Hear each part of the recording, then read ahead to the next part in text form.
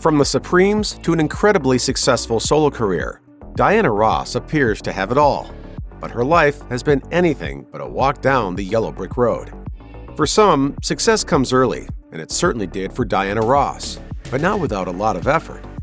Ross was still in school when she got her first meeting with the man who would be credited with inventing Motown, Berry Gordy. Diana was part of a group originally known as the Primates. Over the course of 1960, the group went to the Motown headquarters at Hitsville, USA, providing assistance in other recordings before they were allowed to record their own songs. In 1961, Gordy agreed to sign the group on one condition: they had to change their name. Fast forward 7 years, and Ross and Gordy had become much more than friends, a relationship change that happened right before they officially became Diana Ross and the Supremes. When Gordy spoke with Vanity Fair in 2008, he called working with her just like heaven. It's very clear why I fell in love with Diana, because she was my star, and she came from the bottom up. She was more than just a star. She was also the mother of his daughter. According to what Rhonda Ross told the New York Post, it was something that she always sort of knew. Though it wasn't until she turned 13 that Diana told Rhonda that she wasn't the biological child of the man who raised her, Ross's husband, Robert Ellis Silberstein. Gordy said that when it came time for the couple to make a decision, they decided together to end their romantic involvement. He said, "We broke up. We always said we would if the relationship came in the way of her work. I knew she wanted to be a superstar." At the height of the Supremes' fame, Diana Ross had something special. According to what she wrote in her memoir, Secrets of a Sparrow, she knew exactly how lucky the Supremes were to have achieved everything they did while they were still in the moment. While it's easy to know how fortunate you are only when something's gone, Ross wrote that she had always been so grateful to know that she could make her life doing what she loved, singing. At the same time, though, she was candid about the stress that went along with her grueling schedule, sleepless nights, traveling and performing at stop after stop on tour after tour. She wrote that it became so bad that at one point she couldn't eat. She revealed, "I'd put the food in my mouth, but my jaws would clamp together and I couldn't chew. It got so that I couldn't even tolerate the smell of food. I was becoming skin and bones, and eating became repulsive."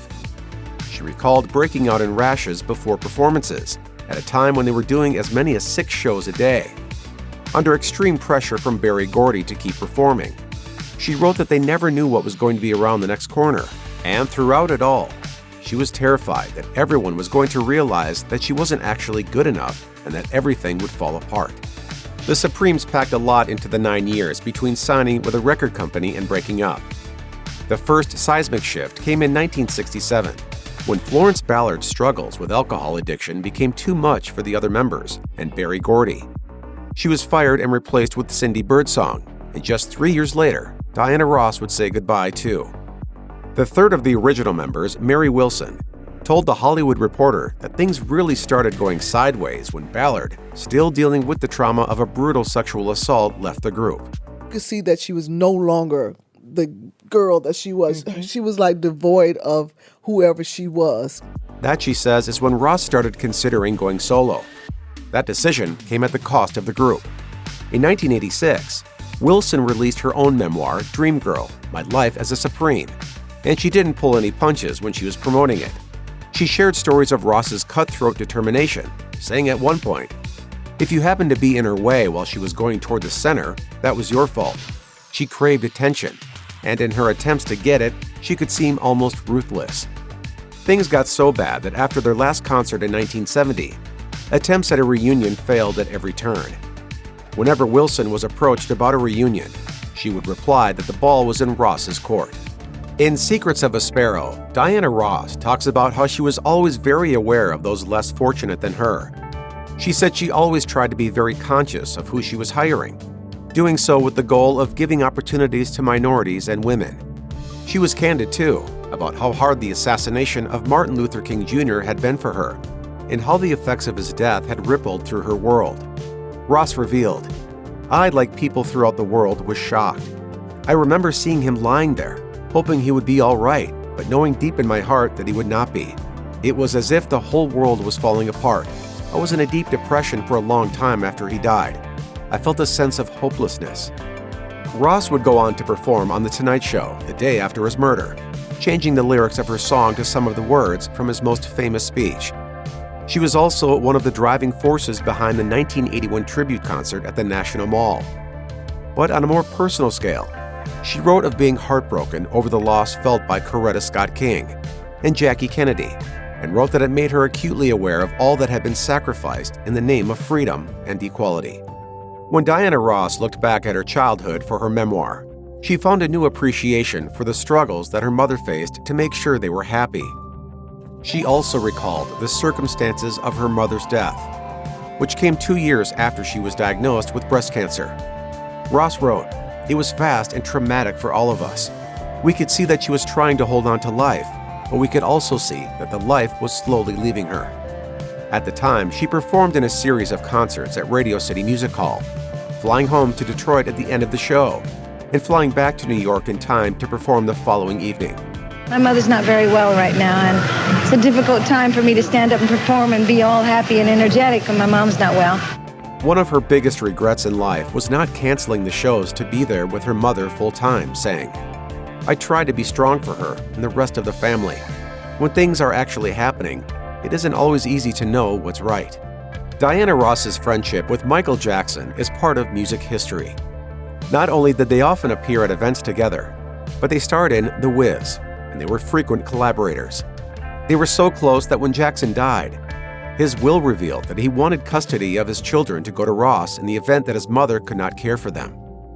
According to sources who spoke with the Daily Beast, she was just as surprised about it as anyone, and it put her in the heartbreaking position of having to decline.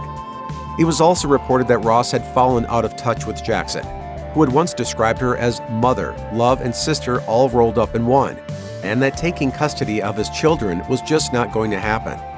In a statement issued through her attorney, it was revealed, "Miss Ross believes this is a private matter involving minor children, and that everyone's best interest is served if it remains private."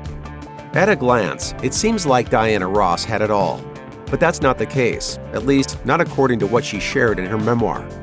Her life, she wrote, had been lonely at times, particularly in the 9 years she spent as a single mother. With no one to share responsibilities with or lean on, everything was on her shoulders for a long time, and it gave her a complicated relationship with solitude.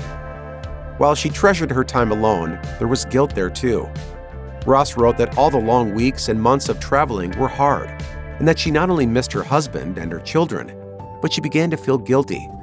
She wrote, "I start to think that the person watching them is not taking care of them the way I would.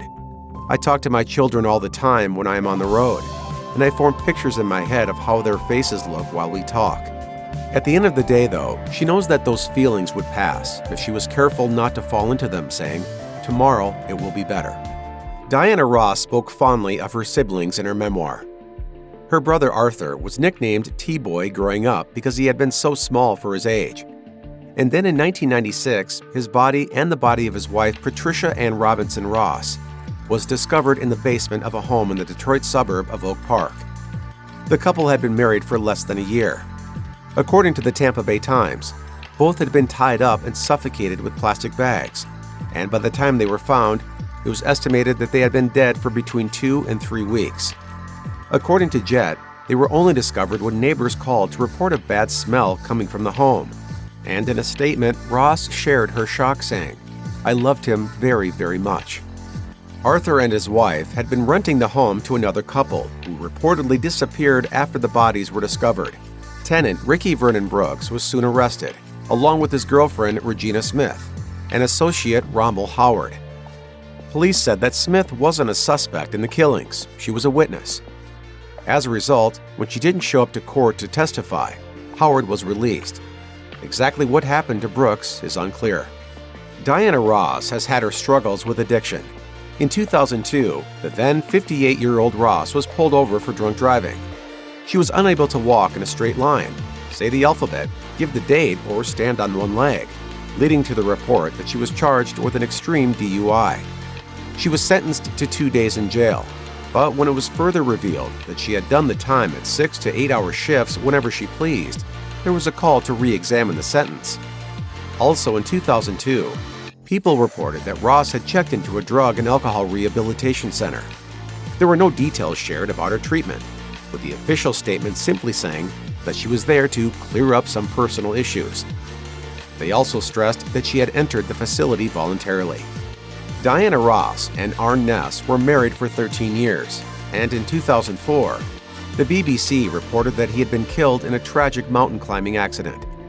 According to the report, Ness, who was an experienced mountaineer, was climbing alone through the mountains outside of Cape Town, South Africa. Tragically, he fell not long after speaking to associates to say he'd been returning from the trip early because of worsening weather.